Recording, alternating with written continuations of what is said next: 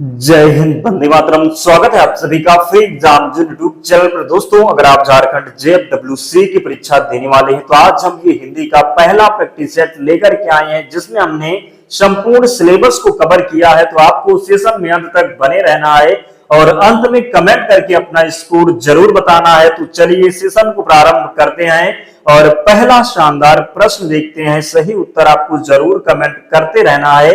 हिंदी को भारत की राजभाषा के रूप में कब स्वीकार किया गया? चार ऑप्शन आपके सामने है। 14 नवंबर 1949 को, 14 सितंबर 1949, 14 जनवरी 1950 या फिर 14 अगस्त 1950। तो आपको बताना है हिंदी को भारत की राजभाषा के रूप में कब स्वीकार किया गया। तो सही उत्तर हो जाएगा 14 सितंबर 1949 को हिंदी को भारत की राजभाषा के रूप में स्वीकार किया गया। इसलिए 14 सितंबर को राष्ट्रीय हिंदी दिवस के रूप में मनाते हैं। कब मनाते हैं? तो 14 सितंबर को राष्ट्रीय हिंदी दिवस के रूप में मनाते हैं। अगला प्रश्न है, संघ की भाषा हिंदी और लिपि देवनागरी होगी या संविधान के किस अनुच्छेद में कहा गया है? अनुच्छेद 143, 343, 543 या फिर 243। तो आपको बताना है संघ की भाषा हिंदी और लिपि देवनागरी होगी या संविधान के किस अनुच्छेद में कहा गया है? तो 343 में कहा गया। किसमें कहा गया है? तो 343 में कहा गया है संघ की राजभाषा जो होगा हिंदी होगी और जो लिपि होगी ये देवनागरी होगी। तो जरूर ध्यान रखिएगा किस अनुच्छेद में कहा गया है। तो 343 में कहा गया है। अगला प्रश्न है, दही शब्द है, आपको बताना है स्त्रीलिंग है, पुल्लिंग है, नपुंसक लिंग है या फिर इनमें से कोई नहीं। तो ध्यान जरूर रखिएगा, दही जो है ये पुल्लिंग है। क्या है? तो दही पुल्लिंग है। क्या है? तो दही पुल्लिंग है। दही शब्द कैसा है? तो पुल्लिंग है। ध्यान रखिएगा।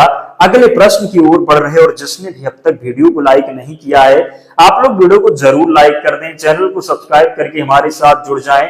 ध्यान रखिएगा, अगर आप डेली जुड़ते हैं तो एक भी प्रश्न आपसे गलत नहीं होने वाला है, बहुत फायदा होगा आपका। आज संचार माध्यमों में हिंदी भाषा के किस रूप का प्रयोग होता है? आपको बताना है आज संचार माध्यमों में हिंदी भाषा के किस रूप का प्रयोग होता है? मानक, टकसाली, आम फॉर्म या फिर पश्चिमी। तो सही उत्तर हो जाएगा मानक भाषा। किस भाषा का? तो आज संचार माध्यमों में हिंदी भाषा के किस रूप का प्रयोग होता है? तो मानक भाषा इसका राइट आंसर हो जाएगा। इसी प्रकार के प्रश्न आपके एग्जाम में पूछे जाएंगे। नेक्स्ट है, अंगा का उच्चारण स्थान होता है कंठ से, तालव्य से, मूर्धन्य से या फिर नासिक से। तो हमने आपको कई बार बताया है जो वर्ण का पांचवा अक्षर होता है, क्या? तो जो वर्ण का पांचवा वर्ण होता है ये नासिक से उच्चारित होता है। तो जब आप पढ़ेंगे का, खा, गा, घा, अंगा, तो अंगा जब आता है ये पांचवा वर्ण होता है, इसलिए ये नासिक से उच्चारित होगा। किससे उच्चारित होगा? तो नासिक से उच्चारित होगा। बात करें कि कंठ से किसका उच्चारण होता? तो का वर्ग का। किसका? तो कंठ से का वर्ग के जो वर्ण होते ये कंठ से उच्चारित होते। तालव्य की बात करें तो चा वर्ग के वर्ण, मूर्धन्य की बात करें तो टा वर्ग के वर्ण। जरूर ध्यान रखेंगे, यहीं से प्रश्न निश्चित ही बनेंगे आपके एग्जाम में। अगला है, समूहवाचक संज्ञा है, आपको बताना है गुलाब, अंगूर, पौधे या फिर चावल। तो बात कर लें संज्ञा की, तो संज्ञा के कितने भेद होते? संज्ञा के 5 भेद होते। कितने? तो संज्ञा के 5 भेद होते। यहां पर पूछा गया है समूहवाचक संज्ञा जो पूरे समूह का बोध कराए, जो पूरे समूह का बोध कराए। तो सही उत्तर हो जाएगा अंगूर में। किसमें? तो अंगूर में समूहवाचक संज्ञा है। जरूर ध्यान रखेंगे, गलती नहीं करेंगे। अगला है, क्वेश्चन नंबर 7 है, संस्कृत के ऐसे शब्द जिन्हें हम ज्यों का त्यों प्रयोग में लाते हैं वह कहलाते हैं तद्भव, विदेशज, देशज या फिर तत्सम। तो संस्कृत के ऐसे शब्द जिन्हें हम ज्यों के त्यों प्रयोग करते हैं, कई बार बताया है, वह तत्सम शब्द कहलाते हैं। क्या कहलाते हैं? तो जो संस्कृत के शब्द ज्यों के त्यों प्रयोग होते हैं वे तत्सम शब्द कहलाते हैं और संस्कृत के जो शब्द हिंदी में प्रयोग होने लगते हैं वे तद्भव शब्द कहलाते हैं। देशज, जिनकी उत्पत्ति का पता ही ना हो, जिनकी उत्पत्ति का पता ना हो, वो देशज शब्द कहलाते हैं। जैसे कि संस्कृत के ऐसे शब्द जिन्हें हम ज्यों का त्यों प्रयोग में लाते हैं ये तत्सम शब्द हो जाएंगे। जरूर ध्यान रखिएगा। अगला है, नीचे दिए गए विकल्पों में से तत्सम शब्द का चयन आपको करना है। गोधूम, पड़ोसी, शहीद या फिर बहू। तो राइट आंसर हो जाएगा गोधूम। गोधूम जो है ये तत्सम शब्द है। बात करें इसका तद्भव क्या होगा, तो गोधूम का जो तद्भव होता है ये गेहूं होता है। क्या होता है, तो गेहूं जो है, गोधूम का जो तद्भव हो जाएगा ये गेहूं होगा। गोधूम तत्सम शब्द है, इसका तद्भव गेहूं हो जाएगा, ध्यान रखिएगा। नेक्स्ट है, नीचे दिए गए विकल्पों में से तद्भव शब्द का चयन आपको करना है। नीचे दिए गए विकल्पों में से तद्भव शब्द का चयन करना है आपको। मर्म होगा, प्रलाप होगा, मुंह होगा या फिर व्यंग होगा। तो हमने आपको बताया तद्भव शब्द संस्कृत के वह शब्द जो हिंदी में प्रयोग होते हैं तद्भव शब्द कहलाते हैं। तो इनमें आप देखें चार ऑप्शन में कौन सा शब्द आपको हिंदी का लग रहा, सही उत्तर हो जाएगा मुंह। क्या हो जाएगा, तो मुंह हो जाएगा। मुंह का जो तत्सम होता है ये मुख होता है। क्या, तो मुंह का तत्सम मुख हो जाएगा।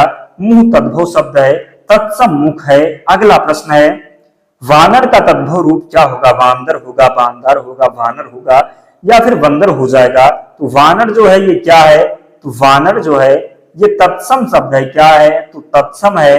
और वानर का जो तद्भव हो जाएगा ये बंदर हो जाएगा। क्या हो जाएगा, तो बंदर हो जाएगा। तो 10वें प्रश्न का जो सही उत्तर हो जाएगा, फोर्थ ऑप्शन का चयन जिसने भी किया है राइट हो जाएगा। नेक्स्ट है, दर्शन का तद्भव रूप क्या होगा। दर्शन तत्सम शब्द है, इसका तद्भव आपको बताना है। किस प्रकार इसका तद्भव लिखा जाएगा, तो सही उत्तर हो जाएगा सी ऑप्शन। क्या, तो दर्शन इसका राइट आंसर हो जाएगा। नेक्स्ट है, निम्नलिखित में से कौन सा शब्द तत्सम है आपको बताना है। निम्नलिखित में से कौन सा शब्द तत्सम है। खेत, उद्गम, अजीब या फिर कोट। तत्सम शब्द आपको पता है ये संस्कृत के जो शब्द ज्यों के त्यों प्रयोग होते हैं। तो आपको लगेगा उद्गम इसका राइट आंसर है। क्या, तो उद्गम जो है ये तत्सम शब्द है। खेत की बात करें तो खेत जो है ये तद्भव है। क्या है, तो खेत तद्भव है। खेत का जो तत्सम हो जाएगा क्या होगा, तो खेत का तत्सम क्षेत्र हो जाएगा। क्या, तो क्षेत्र हो जाएगा, ध्यान रखिएगा। नेक्स्ट है, निम्नलिखित में से कौन सा शब्द तद्भव है। बिच्छू, वर, भरमर या फिर षटपद। तो तद्भव पूछा यानी कि हिंदी का शब्द होगा, तो राइट आंसर बिच्छू हो जाएगा। निम्नलिखित में से कौन सा शब्द तद्भव है, तो बिच्छू इसका राइट आंसर है। नेक्स्ट है, निम्नलिखित तत्सम तद्भव में से कौन सा विकल्प अशुद्ध है। अशुद्ध की पहचान करना है आपको। पहला पद जो होगा वो तत्सम होगा, दूसरा तद्भव होगा। देखें आप लोग कौन सा सही है। तो श्रृंगार का जो श्रृंगार जो है ये तत्सम है, श्रृंगार इसका तद्भव हो जाएगा। नृत्य तत्सम है, इसका तद्भव नाच हो जाएगा। दधी जो है ये तत्सम है, दही इसका तद्भव हो जाएगा। जबकि चक्षु का आंख नहीं होता, आंख का जो है चक्षु नहीं होता।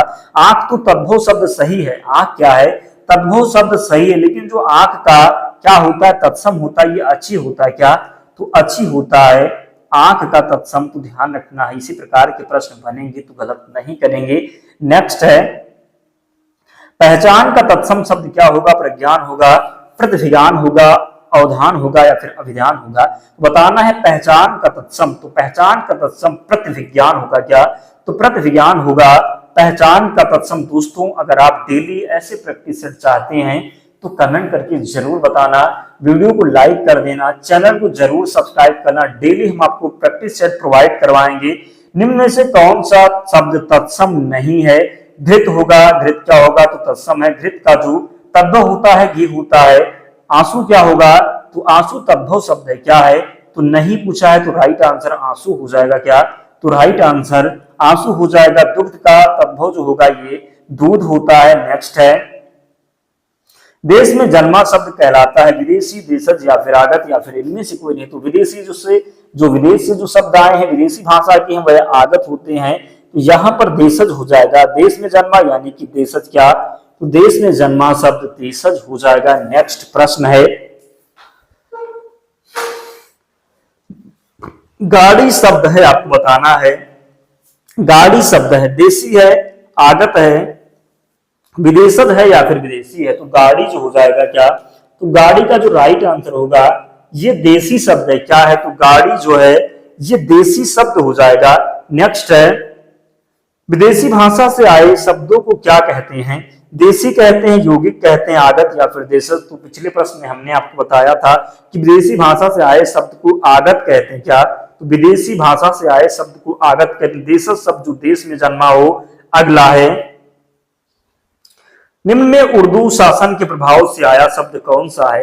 रेल, हवालात, गिलास या फिर वाड़ा हो जाएगा। तो उर्दू शासन के प्रभाव से कह सकते हैं, इस्लामिक शासन के प्रभाव से। तो राइट आंसर इसका हवालात हो जाएगा क्या? तो निम्न में उर्दू शासन के प्रभाव से आया शब्द हवालात हो सकता है। अगला है, निम्नलिखित शब्दों में से फारसी शब्द का उदाहरण है अल्लाह, आवाज, अक्ल या फिर औरत। तो राइट आंसर इसका आवाज हो जाएगा क्या? तो 21 का जो सही उत्तर होगा, फारसी पूछा गया है तो आवाज जो है ये फारसी शब्द है। निम्नलिखित शब्दों में से फारसी शब्द का उदाहरण कौन सा हो जाएगा? तो आवाज जो है ये फारसी शब्द है। निम्नलिखित शब्दों में से फारसी शब्द का उदाहरण क्या होगा? तो आवाज जो है ये फारसी शब्द है। नेक्स्ट है, अलमारी शब्द है अरबी, पश्तो, पुर्तगाली या फिर फारसी। तो 22 का जो सही उत्तर होगा क्या होगा? तो अलमारी जो शब्द है ये पुर्तगाली शब्द है क्या? तो अलमारी पुर्तगाली शब्द है, ध्यान रखिएगा। नेक्स्ट है, फ्रेंच भाषा का शब्द है रूबल, पठान, बहादुर या फिर अंग्रेज। तो फ्रेंच भाषा का शब्द अंग्रेज हो जाएगा, क्या हो जाएगा? तो फ्रेंच भाषा का जो शब्द है ये अंग्रेज है। नेक्स्ट है, केला का तत्सम शब्द क्या होगा? केलका होगा, कदरलिका होगा, कदलिका होगा या फिर कदली होगा। तो केला जो है ये तद्भव है, क्या है? तो केला जो है ये तद्भव है, क्या है? तो तद्भव है। इसका जो तत्सम हो जाएगा केला का, ये कदली होता है, क्या होता है? तो केला का तत्सम कदली होता है। दोस्तों ध्यान रखिएगा, जितने प्रैक्टिस सेट हम करवाएंगे उनमें आपके सभी टॉपिक को धीरे धीरे से कवर करवा देंगे। ऐसा कोई टॉपिक आपका नहीं बचेगा जो कंप्लीट ना हो। बस आपको सभी प्रैक्टिस सेशन में जुड़ना है। हम पिछली बार जो पिछला एक प्लेलिस्ट बनाए हैं, वीडियो हम करवाए हैं, 11 प्रैक्टिस सेट हिंदी का करवा दिया है। अगर उसको आपने नहीं देखा है तो प्लेलिस्ट में जाकर के देख लेना। आज हम नए सिरे से स्टार्ट किए हैं तो आज से भी आपको जुड़ना है। तो केला का जो तत्सम होता है ये कदली हो जाएगा। नेक्स्ट है, हल्दी शब्द का तत्सम हरदी, हरिद्रा, हल्दिका या फिर हरदिका होता है। तो हल्दी का जो तत्सम होता है ये हरिद्रा होता है, क्या? तो वी ऑप्शन हो जाएगा। हल्दी शब्द का तत्सम हरिद्रा होता है, ध्यान रखिएगा। हल्दी का तत्सम क्या हो जाएगा? तो हरिद्रा होता है। नेक्स्ट है, स्रोत के आधार पर शब्द के कितने भेद हैं? 3, 5, 6 या फिर 2। तो स्रोत के आधार पर शब्द के कितने भेद हैं? तो 5 भेद हैं। कितने? तो राइट आंसर इसका हो जाएगा 5 भेद हैं। कितने हैं? तो 5 भेद हैं स्रोत के आधार पर शब्द के। नेक्स्ट है, चाय किस भाषा का शब्द है? आपको बताना है चाय किस भाषा का शब्द है? जापानी, अंग्रेजी, फ्रेंच या फिर चीनी। तो चाय जो है चा से चाय और चा से चीनी। तो आपको ध्यान रखना है चाय जो है ये किस भाषा का शब्द है? तो चीनी भाषा का शब्द है। चाय किस भाषा का है? तो चीनी भाषा का शब्द चाय है।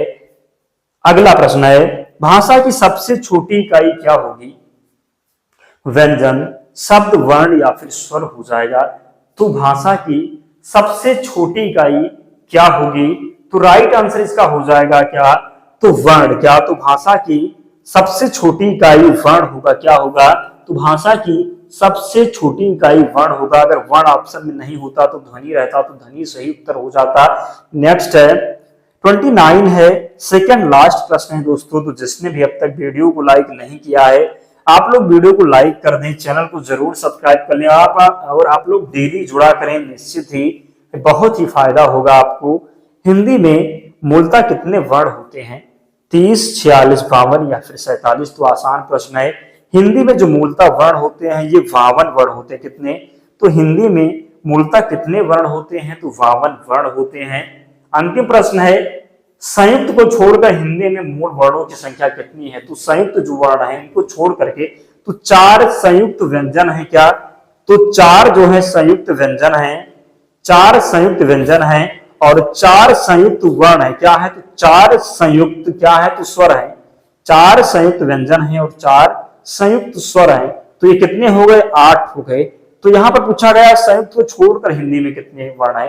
तो टोटल वर्ण 52 होते हैं। जब इनमें से आप 8 घटा देंगे तो कितना बचेगा? तो 44 इसका राइट आंसर हो जाएगा। तो संयुक्त को छोड़कर हिंदी में मूल वर्णों की संख्या कितनी है? तो सही उत्तर 44 हो जाएगा। दोस्तों 30 प्रश्न थे और अंतिम प्रश्न ये आपके लिए होमवर्क है जिसका आंसर आपको कमेंट बॉक्स में बताना है।